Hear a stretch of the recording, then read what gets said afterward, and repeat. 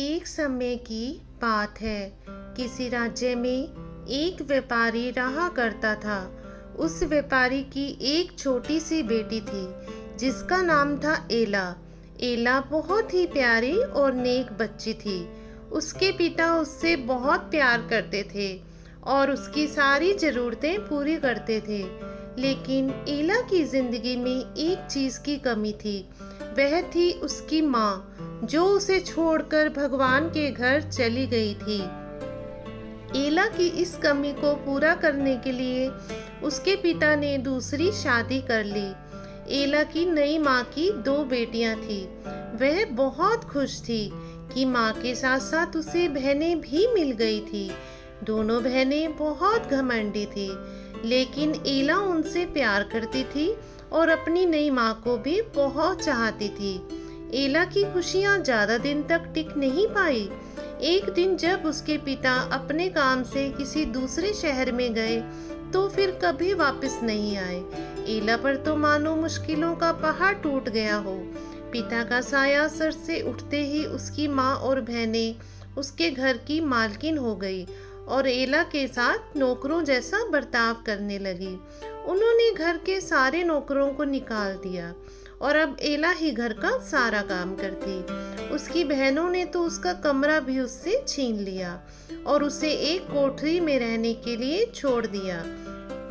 एला अपनी बहनों के पुराने कपड़े और जूते पहनती, सारा दिन उनके काम करती। कभी कभी तो एला इतनी थक जाती कि अंगीठी के पास ही सो जाती। अक्सर एला जब सुबह उठती तो अंगीठी की राख उस पर पड़ी होती। उसकी बहनें उसे सिंडरेला कह के चिढ़ाती और इस तरह उसका नाम एला से सिंडरेला हो गया।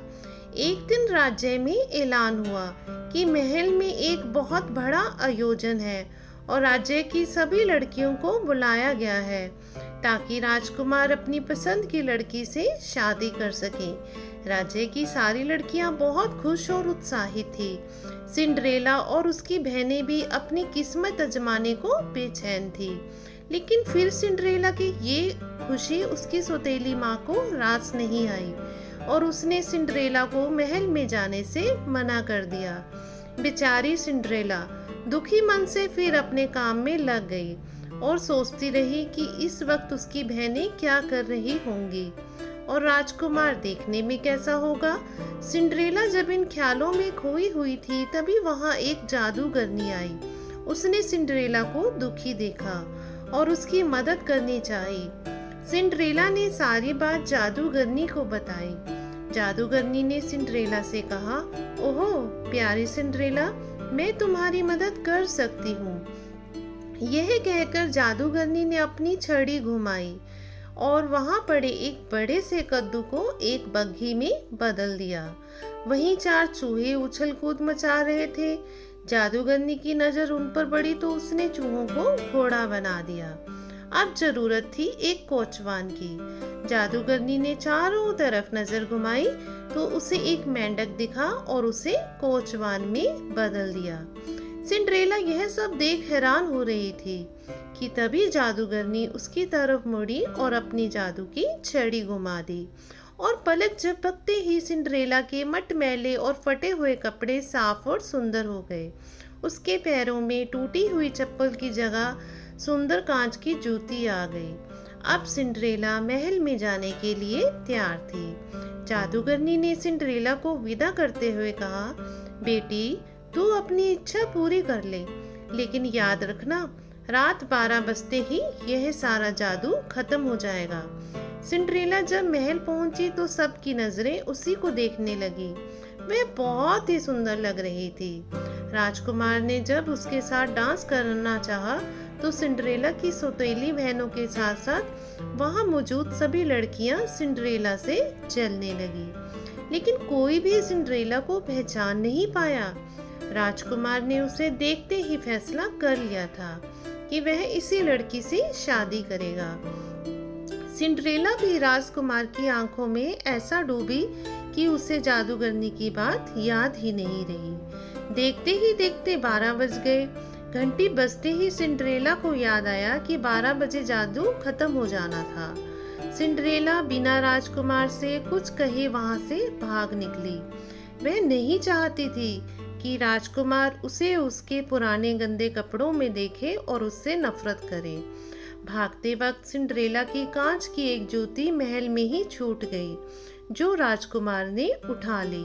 राजकुमार ने बहुत कोशिश की सिंड्रेला को ढूंढने की, लेकिन वह उसे कहीं नहीं मिली। सब ने राजकुमार से उसे भूल जाने के लिए कहा, लेकिन राजकुमार सिंड्रेला को भूल ही नहीं पा रहा था।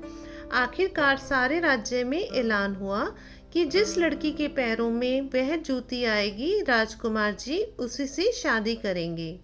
राज्य में तो जैसे तूफान ही आ गया था। हर लड़की राजकुमार जी से शादी करना चाहती थी। सभी लड़कियां अपने आप को उस कांच की जूती की मालकिन बताने लगी। लड़कियों के घर जा जाकर उन्हें जूती पहनाई गई, लेकिन उनमें से किसी को भी वह पूरी नहीं आई।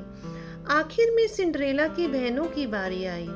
दोनों ने हर कोशिश की जूती को पहनने की, लेकिन कोई फायदा नहीं हुआ। अब सबकी नजरें सिंड्रेला पर रुक गई। सिंड्रेला ने जब उसे पहना तो वह जूती उसके पैरों में आ गई, जैसे उसी के लिए बनी हो। सिंड्रेला की सौतेली माँ और बहनें हैरान और परेशान हो गईं। किसी को भी ये उम्मीद नहीं थी कि वह सुंदर लड़की सिंड्रेला हो सकती है। राजकुमार ने जब सिंड्रेला से शादी के लिए पूछा तो सिंड्रेला ने खुशी खुशी हाँ कर दी। अगले ही दिन बड़ी धूमधाम के साथ सिंड्रेला की शादी राजकुमार जी से हो गई। राजकुमार और सिंड्रेला एक साथ बहुत खुश थे और एक दूसरे को बहुत चाहते भी थे। दूसरी तरफ सिंड्रेला की सौतेली माँ और बहनों को सिंड्रेला के साथ बुरे व्यवहार की सजा के रूप में राज्य छोड़कर जाना पड़ा। तो दोस्तों, कैसी लगी आपको हमारी सिंड्रेला की ये कहानी? अगर आपको कहानी थोड़ी सी भी अच्छी लगी हो तो लाइक जरूर कर दीजिएगा, अपने दोस्तों के साथ शेयर भी कीजिएगा और चैनल को सब्सक्राइब जरूर कर दीजिएगा। धन्यवाद।